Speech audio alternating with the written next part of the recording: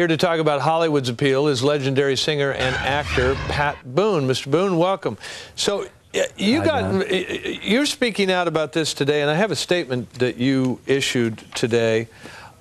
You're speaking out about this because you had something similar happen in your family, and I believe it's your grandson, and he came back to consciousness?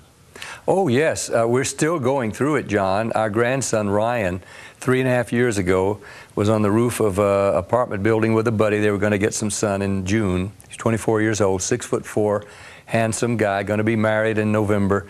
Stepped on a skylight that was unprotected and unmarked, fell 40 feet through that skylight to a concrete floor, hitting the railings on the 3rd and 2nd floors on the way down.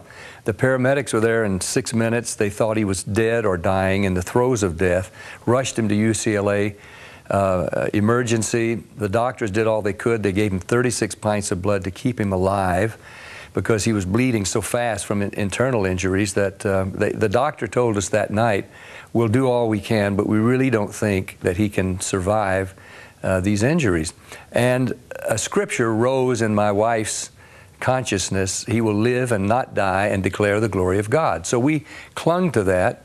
In a couple of weeks, he was attached to every kind of life support thing there is, and he was in a total vegetative state.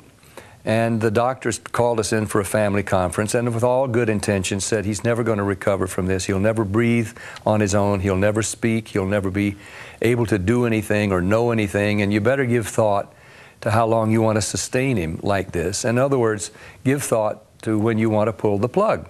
If we had accepted that prognosis, we would not have the grandson we have today. He's in a wheelchair. He's gained use of both arms. He's on a recumbent bike using both legs. He speaks. He's very cogent. He's got his great sense of humor. We're getting him back, but he's had therapy for over 3.5 years, and we've been able to afford and bring that to him. Terry Chavo has been denied any kind of therapy for 10 years. And Ryan's first ability to communicate with us was in a kiss. For 7 months, he just looked at us like we were fish in a tank. We didn't know if he knew who we were. And doctors said, well, he doesn't know who you are.